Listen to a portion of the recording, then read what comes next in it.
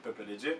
Aujourd'hui, j'ai un message très important, un message très spécial, un message qui m'a touché, un message qui m'a fait du bien, un message qui m'a permis de comprendre certains combats qui se passent autour de nous et pourquoi cela arrive et qu'est-ce que je dois faire pour pouvoir surmonter cela et avoir la victoire au nom de Jésus-Christ.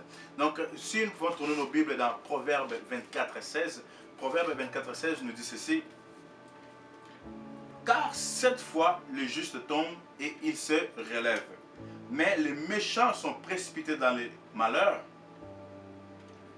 Bien aimé, remarquez une chose que la Bible nous dit ici, il dit car 7 fois le juste tombe. Bien aimé, dans quoi le juste tombe? Et qui est un juste et dans quoi il tombe? Bien aimé, sachant premièrement qu'un juste c'est un chrétien. Pas un simple chrétien, pas un chrétien qui est tiède. C'est un chrétien qui est bouillonnant de la parole de Dieu, qui bouillonne de l'évangile, qui bouillonne de l'onction, qui bouillonne de la foi. C'est cette femme, cet homme de foi qui parle avec précision, qui parle avec puissance. C'est cette femme, c'est cet homme qui libère la parole de Dieu là où il va. C'est un homme de foi, une femme de prière, un homme de prière, un intercesseur. C'est celui qui aime les gens. C'est un homme qui est justifié par la foi. C'est un homme ou une femme qui marche dans les surnaturels. Ce n'est pas n'importe quel homme, bien aimé. Un juste, c'est un homme qui est intègre, qui marche devant Dieu dans l'intégrité, dans la sainteté, qui marche devant Dieu avec crainte, qui respecte la parole de Dieu, qui se nourrit de la parole de Dieu, qui médite ça jour et nuit, comme Dieu a dit dans Josué 1:6 jusqu'à 8, bien aimé. Un juste, c'est un homme de feu.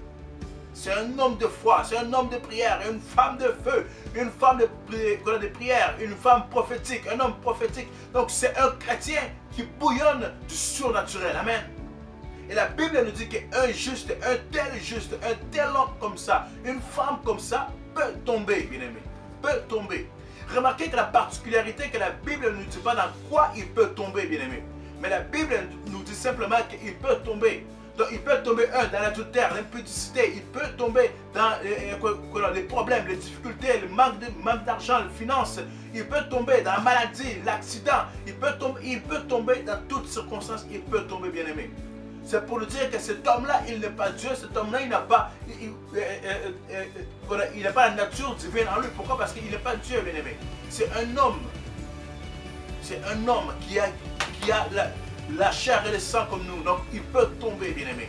Ça peut être un pasteur, un prophète, ça peut être n'importe qui, tant que c'est un chrétien fervent, qui croit en Dieu, qui marche avec Dieu, la Bible nous dit qu'il peut tomber. La Bible ne précise pas dans quoi, mais la Bible dit qu'il peut tomber, bien aimé. Mais remarquez que la Bible dit ceci.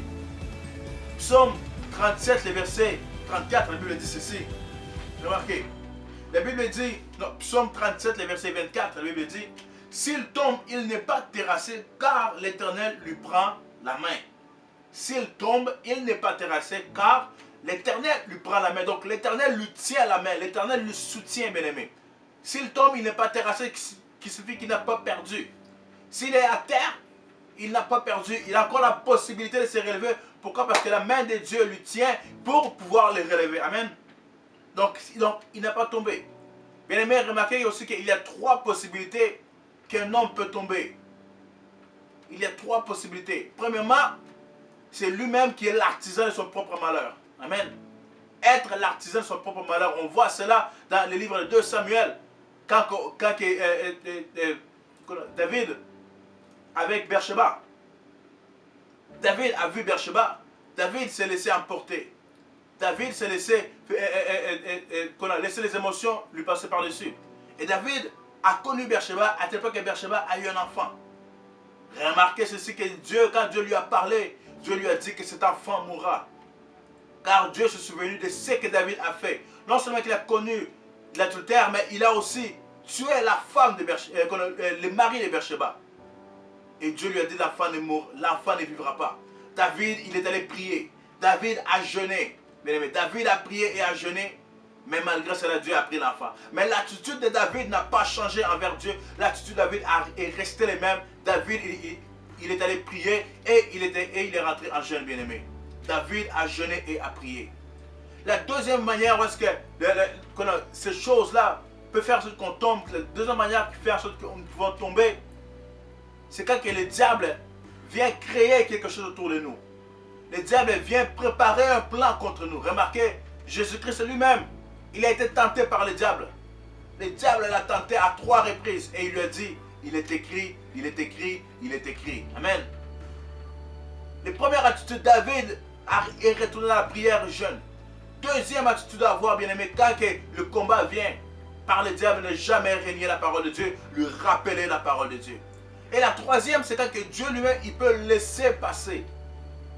Dieu peut permettre un malheur, un problème qui est arrivé. Nous avons l'exemple de Job. Job, d'une seule journée comme ça, il a tout perdu. Tout perdu, bien aimé. Les enfants, les biens qu'il avait. À tel point que sa femme lui a dit, renie Dieu, tue-toi. Mais Job a dit non. Job n'a pas régné Dieu. Job a gardé la confiance à Dieu, bien aimé. Job a gardé la confiance à Dieu. Voici 3 attitudes que tu dois apprendre quand tu tombes, bien aimé. Premièrement, ne jamais régner Dieu. Deuxièmement, retourner toujours dans la prière et le jeûne. Cherchez Dieu dans la prière, car il a dit qu'il est le rémunérateur de tous ceux qui le cherchent. Donc, cherche toujours Dieu dans la prière. N'importe quel combat peut t'arriver, bien-aimé. N'oublie pas de chercher Dieu dans la prière et le jeûne, car c'est à ce moment-là que l'Éternel viendra prendre ta main et te relever. Pourquoi? Parce que tu es dans la prière. Pourquoi? Parce que tu es en train de chercher sa face, bien-aimé. Et il a dit, cherchez-moi et vous me trouverez, car vous me cherchez tout votre cœur, bien-aimé. On le trouvera si on le cherche dans les jeûnes et prières. Troisième attitude, bien-aimé, c'est avoir confiance à Dieu. Job avait confiance à Dieu. À tel point qu'il a dit, Dieu a donné et Dieu a repris. Job avait confiance à Dieu, bien-aimé. J'aimerais dire à quelqu'un ce soir, j'aimerais dire à quelqu'un ce matin, peu importe l'heure que tu m'écoutes, que tu dois toujours avoir confiance à Dieu, car si tu tombes, bien aimé, tu n'es pas terrassé tel que la Bible dit. Si tu tombes, l'Éternel te relèvera, car il tient ta main. L'Éternel est là, il est en train de te soutenir, bien aimé. Peut-être que toi tu ne le vois pas, peut-être que tu ne le remarques pas, mais l'Éternel te tient la main et il attend que tu lui dises, Père, j'ai confiance en toi. Il attend que tu lui dises que tu as besoin de lui, et c'est par là qu'il te tient la main et il te relève, La Bible dit 7 fois les justes tombent, c'est pour dire que 7 fois les justes aussi se relèvent, et que le dernier, il n'y en aura plus, tu ne tomberas plus. Pourquoi? Parce que Dieu te donnera la victoire. J'aimerais prier pour quelqu'un ce soir, là, ce matin ou cet après-midi, peu importe l'heure que tu m'écoutes. Si tu as un problème, une maladie qui te dérange, je prie pour toi. Si tu as une situation difficile que tu es en train de passer, je vais prier pour toi, que l'Éternel te tient la main, que l'Éternel te relève, que l'Éternel te donne la force de te tenir debout, que l'Éternel t'aide, que l'Éternel imprègne sa parole à l'intérieur de toi, afin que tu te relèves, afin que tu te tiens debout. Je prie pour toi que toute situation qui est devant toi, que puisse s'écarter au nom de Jésus-Christ, que la guérison vienne, que la solution vienne, que tu sois béni par l'Éternel Dieu Tout-Puissant. Bien-aimé, si tu as aimé cet enseignement, si tu as été encouragé par cet enseignement, n'oublie pas de nous soutenir, bien-aimé. Clique sur le bouton de subscribe.